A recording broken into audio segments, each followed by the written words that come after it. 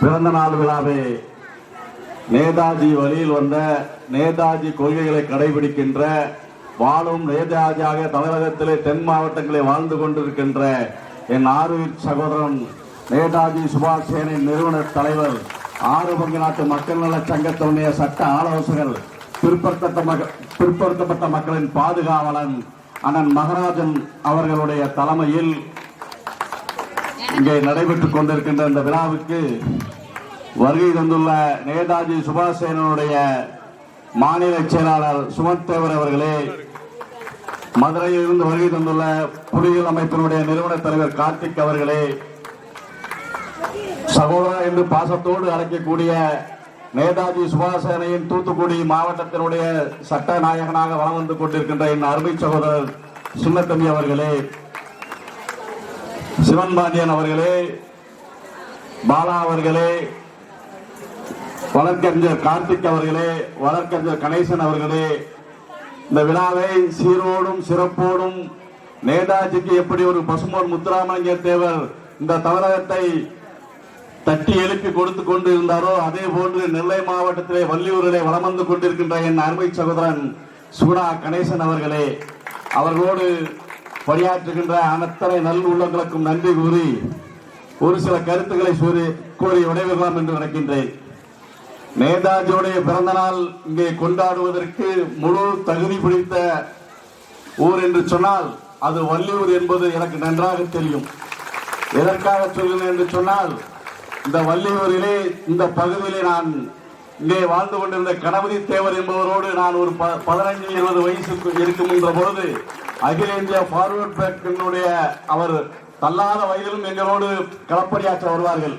அவர்களோடு வருகை தந்த பொழுது இங்கே ஒரு பெரிய இந்த தெருவில் ஒரு பெரிய வீடு உண்டு, அது பாண்டியன் வீடு என்று சொல்வார் என்று கருதுகின்றேன்.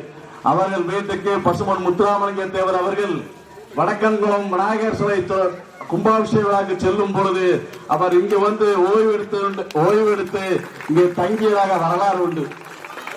ஒன்று, இதே நேதாஜி சுபாஷ் சந்திர போஸ் சிலை அருகில் தேவருடைய 100வது ஜெயந்தி விழாவை இன்றைக்கு இருக்கின்ற நெல்லை மாவட்ட செயலாளர் நாவரையப்பன் அவர்கள் தலைமையில் மிகப்பெரிய விழா நடந்தது. அதில் நானும் கலந்து கொண்டேன். அதற்கப்புறம் விழா இந்த பகுதியிலே கலந்து கொள்வது 2வது நிகழ்ச்சியாக கருதுகின்றேன். இருந்தாலும் கூட இந்த ஸ்பெஷல் டீம் ஒன்று வச்சிருக்காங்க மாவட்ட காவல்துறைக்கு. ஸ்பெஷல் டீம்ங்கிற பேர்ல வச்சுக்கிட்டு எந்த முக்குளத்து சமுதாயத்தை சேர்ந்த எவரா இருந்தாலும் ஒரு வருஷத்துக்கு முன்னால ஒரு வருஷம் வழக்கே இல்லாம இருக்கான். நீங்க அவனை கைது செய்து கொண்டு காவல்துறை ஸ்டேஷன்ல ஒப்படைச்சிட்டு போறீங்களே, கொஞ்சம் கூட உங்களுக்கு மனசாட்சிங்கிறது ஏதாச்சும் இருக்கா? கொஞ்சம் சிந்திச்சு பாருங்க. காவல்துறை அதிகாரிகளும் சும்மா இருக்கிறவனை பிடிச்சு கொண்டு வழக்கு போட்ட மாதிரி அவன் தப்பு பண்ணாம என்ன செய்வான்? அடுத்தடுத்து அவனுக்கு தப்புக்கு தான் தோணும். இந்த மாதிரி செயல்களை காவல்துறை நிறுத்திக் கொள்ள வேண்டும்.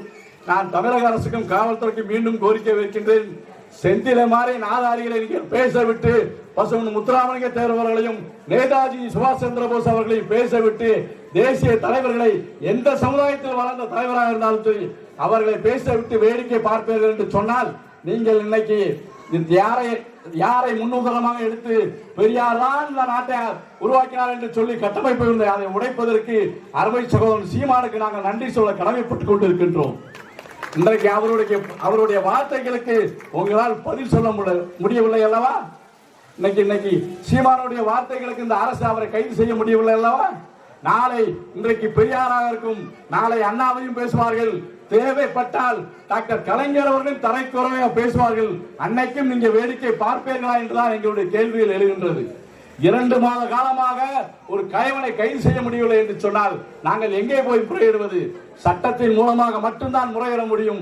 அதற்காகவே சொல்கின்றேன், நீங்கள் சட்டத்தை பின்பற்றுங்கள். அருமையான மகாராஜனுக்கு பக்கபலமாக இருங்கள். 2026 எந்த கூட்டணியில் நேதாஜி சுபாஷ் இருந்தாலும் சரி அதற்கு 6 பங்கு நாடு முழுமையாக துணை நிற்கும். அவருக்கு ஒரு சீட்டு கண்டிப்பாக வாங்க வேண்டும். சட்டமன்றத்துக்கு அனுப்பக்கூடிய வேலைகளை நீங்கள் செய்ய வேண்டும். விழா எடுப்பதோ இதுல இந்த வள்ளியூர் தேவர் சிலை பற்றி ஒரு நிமிஷம். இந்த வள்ளியூர் தேவர் சிலையும் நேதாஜி சிலையும் அகற்றப்படும் என்ற ஒரு முடிவு வெளியே வந்த நிமிஷம் முழு கவனத்தையும் தம்பி சுகுணா கணேசன் அவர்கள் அதில் ஈடுபட்டு என்கிட்ட கூட நம்ம அந்த சிலையை நிறுவனம் எங்க அக்கா அமுதா அக்கா நிறைய இந்த விஷயமா எங்கிட்ட பேசினாங்க. இது முழு காரணம் அந்த சிலையை அதிலிருந்து அப்புறப்படுத்தாமல் இருப்பதற்கு காரணம் நேதாஜி சுபாஷனை மட்டும்தான் என்பது எனக்கு தெரியும். எதற்காக சொல்கிறேன் என்று சொன்னால், இந்த வலைதளங்களை நீங்க கொஞ்சம் கவனமா பார்த்துக்கிட்டு வாங்க. என்னைக்கு இந்த சிலை அப்புறப்படுத்தப்பட மாட்டாதுன்னு மாவட்ட ஆட்சியர் அறிவிக்கிறாரோ, அறிவிச்ச ஒரு நிமிஷத்துல ஒரு வீடியோ ஒன்று வருது. நாங்கெல்லாம் இதை செய்தோம் என்று சொல்லி வால்போஸ்ட் அடிச்சு விட்டுதான் வருது. கேவலமா இல்லையாடா உனக்கு? நான் நிறைய பேச நிறைய இடங்களை உன்னை வான்மொழியாச்சுன்னு இன்னும் கேட்க மாட்டேங்க. உன்னுடைய அமைப்புகளை கட்டமைப்புகளை சரியா நடத்து. அடுத்த ஒருத்தர் எல்லாம் ரெடி பண்ணி வச்சிருப்பாங்க சொல்லுவாங்களா அந்த காலத்துல, கொக்கு உட்கார பணம்பளம் விழுந்த கதையா. செய்யறது செயல்பாடு போராட்ட கிழமை எல்லாம் நேதாஜி சுபாஷ் செஞ்சுட்டு இருக்கு. நீ ஈஸியா அடுத்தால நீ நான் தான் பண்ணணும்னு சொல்லி அறிவிச்சுட்டு போயிருத. இதே மாதிரிதான் அந்த ஆப்பநாட்டு மரவ சங்கம் நடத்திய மாநாட்டில் பார்த்தேன். கூட்டத்தில் ஆர்ப்பாட்டத்தில் கிட்டத்தட்ட 10,000 பேர் கலந்துருக்கிறோம். ஒரு 100 கொடி மட்டும் வித்தியாசமா திடீர்னு அந்த ஊருக்கு புதுசா அந்த கொடியோட வராங்க, அந்த தலைவர் கொடியோட வராங்க. ஆனா அந்த கூட்டது ஆப்பநாடு மரவ சங்கம். இவன் இந்த 20 கொடியை போட்டுட்டு நாளைக்கு கைது பண்ணா அன்னைக்கு 10,000 பேர் நம்ம கைதாயிருக்கணும். அதுக்கு அங்க இல்ல 30 தலைவர் 30 சிறுசா இருக்கான், இவங்களோடு நம்ம போனா சரியா இருக்கான்னு சொல்லிட்டு நாங்க ஆர்ப்பாட்டத்தில் கலந்துட்டு ரிட்டர்ன் வீட்டுக்கு கிளம்புறேன். 15 நிமிஷம் கழிக்கல ஒட்டுமொத்த கூட்டத்தையும் நான் தான் கொண்டு வந்த மாதிரி ஒரு வீடியோ வந்துருக்கு. இதெல்லாம் எவ்வளவு பெரிய கேவலமான செயல். நான் முதல்ல உனக்கு ஒன்று சொல்றேன், நான் யாரை சொல்றேன்னு அந்த அமைப்பு சேர்ந்தவன் நின்று தான் அவங்களுக்கு புரியும். முதல்ல நீ உன் குடும்பத்தை கட்டமைப்பை பாரு, அடுத்தால நீ பொது தளத்தில் வா. நீ நேதாஜி சுபாஷனையோ எங்களுடைய ஆர்வங்க நாடு எங்க தென்பாக்கு திருநெல்வேலி தூத்துக்குடியில் இருக்கிற எங்களை சீண்டிக்கிட்டே இருந்தேன்னு வையன், முதல்ல செந்தியில கைது பண்ணக்கூடாது, ஒன்னதான் கைது பண்ணணும். நீ என்ன பண்றதா எங்களுடைய ஆய்வு நடக்கும். இந்த மாதிரி எங்களை பேச விட்டு வேடிக்கை பார்க்காத. இந்த சமுதாயத்தில் இருக்கிறவங்களை நான் சொல்றேன், எல்லா அமைப்புகளையும் நீங்க போலாம், தலைவர்களா உருவாகுவான். ஆனா எந்த தலைவனால இந்த நாட்டுக்கும் இந்த சமுதாயத்துக்கும் இந்த பிற்படுத்தப்பட்ட மக்களுக்கு நன்மை கிடக்கும் யோசிக்க வேண்டும். இப்ப அண்ணனை வச்சுக்கிட்டு பெருமைக்கா எங்க போனாலும் சரி, நான் ஏற்றுக்கொண்ட ஒரே தலைவர் என் தலைவர் நவரசனாயன் கார்த்திக் மட்டும்தான். 30 வருஷமா நான் இன்னைக்கு அவர் கூட தான் இருக்கேன். என்னுடைய விவரம் தெரிஞ்ச காலத்துல இருந்து இன்னைக்கு அவர் கூட தான் இருக்கிறேன். இந்த ஆறுமுக நாட்டுடைய சங்கத்தினுடைய தலைவரை பொறுப்பேற்கிறதுக்கு அண்ணன் தான் மகாராஜன் தான் காரணம். அன்னைக்கு 100 பேர் இருக்கிற தம்பி அண்ணனை வைங்கன்னு சொல்லி வச்சது காரணம். அதனுடைய சிரமங்கள் என்னங்கிறது எனக்கு மட்டும் தான் தெரியும், அண்ணனுக்கும் தெரியும். அவ்வளவு சிரமப்பட்டு தான் அன்னைக்கு அந்த சங்கத்தை கொண்டு போயிட்டு இருக்கோம். கண்டிப்பா அந்த சங்கம் மேலும் மேலும் வருகின்ற வளர்ச்சி அடையும். இது போன்று நல்ல காரியங்களுக்கு நீங்க பயன்படுத்திக் கொள்ளுங்க. அண்ணன் மகாராஜன் அவர்களை, மகாராஜன் வழியில் எல்லாரும் ஒன்றுபட்டு நிற்போம், வென்று காட்டுவோம். வாழ்க நேதாஜி புகழ், வளர்க பசுமன் முத்துராமலிங்கத்தேவர் புகழ். நன்றி, வணக்கம். சொன்னார்கள்.